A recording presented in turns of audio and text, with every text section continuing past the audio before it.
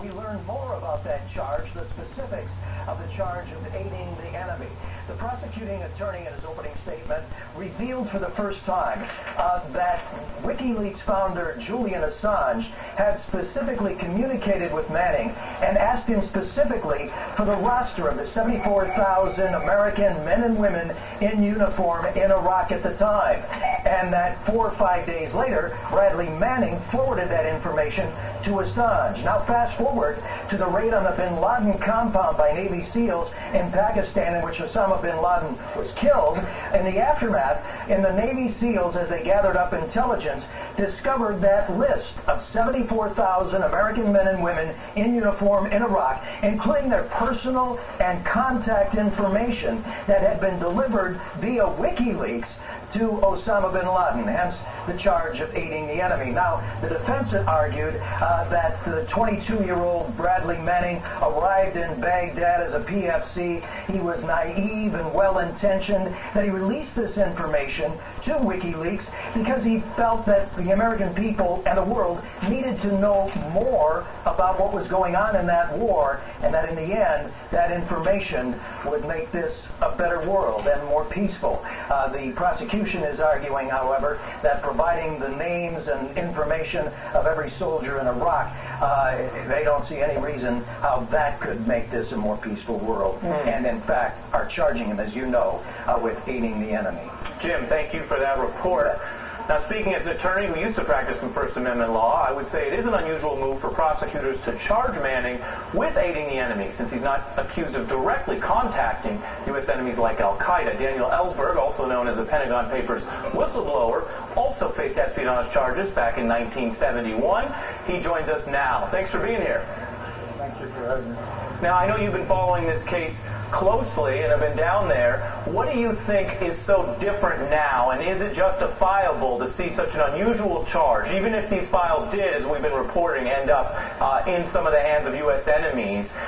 Is this a justifiable charge to say that by giving the information to a publisher, Bradley Manning has aided our enemies?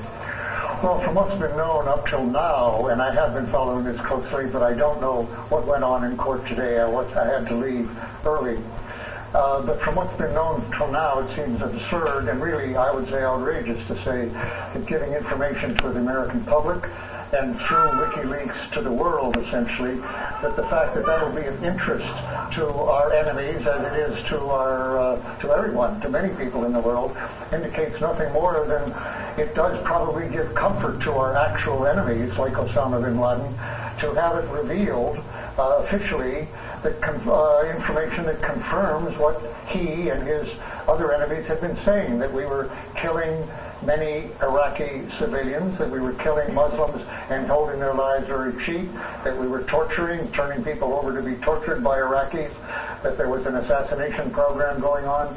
These are commentaries on the policy that are actually criminal and shameful, and I would like to see the policies change. I would like to see the people who participated in the atrocities that Bradley Manning exposed investigated and prosecuted. Mr. Ellsberg, sir, I think you make a good point there, but I also want to focus on what Bradley Manning did, which I find a bit disturbing. He chose to join the military, which is a very special area of society. Aren't his responsibilities in life constrained by that? If we have any soldier who has access to classified information, and there are thousands of them, leaking anything that, when they find something uncomfortable, then we would be unable to have a military. So aren't his choices, aren't his responsibilities constrained by having joined the military? He took the same oath actually as an enlisted man that I took as an officer and every member of Congress takes, and that's to support and defend the Constitution. I would say he did more to do that than practically anyone else in Iraq that I know of. I would say that some 4,000 Americans died and hundreds of thousands were put in harm's way because there was no Bradley Manning at high level in the civilian branch or in the White House to prevent us from that aggressive war in Iraq. The same is true of the continuation of the war in Afghanistan as it was in Vietnam. I hold that against myself. I joined the military, I joined the Marine Corps, and I felt I did not uphold my responsibility as an officer to uphold the Constitution when I withheld information wrongly that the president was lying about and lying us into a war then as we were lied into Iraq. So I admire Bradley Manning for learning at 22 what he ought to do, what it took me another 20 years to learn. Do you value Bradley Manning sharing the names and addresses of people? Is that defending the Constitution? That doesn't sound good. I'm not aware of that information yet. I look forward to reading the transcript, which is going to be available only because an organization I'm with, the Freedom of Press Foundation, is paying for a court stenographer, which the court has refused to provide for a transcript. So I'll be studying that. It could be that he did things that we haven't heard of yet, although I must say the Pentagon has said repeatedly they have no evidence that any one troop or civilian was harmed by anything that came out. And I believe that because I think if they had evidence of it, we would have seen it years ago, pictures of bodies on the covers of Time. So I believe when they say that he did not, in fact, harm anyone. On the contrary, I think we'd have 10,000 or more troops in harm's way in Iraq right now under Obama had not Bradley Manning revealed through the State Department revealed atrocities which we had failed to prosecute, which led Prime Minister Maliki to demand no immunity for Americans to remain there. President Obama wanted thousands of Americans to remain, but had to demand immunity for them, so they're not there. Mr. Ellsberg, been killed by now. Mr. Ellsberg, let me jump in here. Releasing classified information is against the law. So why shouldn't the federal government make an example? Why shouldn't the federal government make an example of Bradley Manning? I mean, he gave this information not to the Washington Post, not to NBC News, not to the New York Times, the Wall Street Journal, where there are standards of review in place. He handed him over to Wikileaks, which didn't do any of that. I take it you haven't followed his court testimony closely, where he swore under oath that he had offered it both to the New York Times and to the Washington Post and got no positive response from either of them. That was his first move.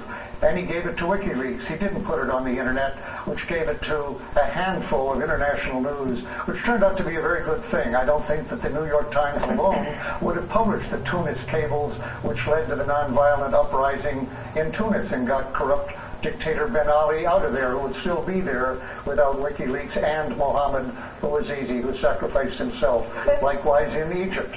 So I think he did pretty much exactly what he should have done, and I must say that as a former Marine officer and an American, I'm ashamed to realize over the last few years that if Bradley Manning had committed atrocities instead of exposing them, he would almost surely be a free man right now. Mr. Ellsberg, there have been a lot of comparisons between you and Manning because of the similarities in your case. I see huge differences, in fact, but I wanted to get your opinion. Do you see any differences between you and Bradley Manning?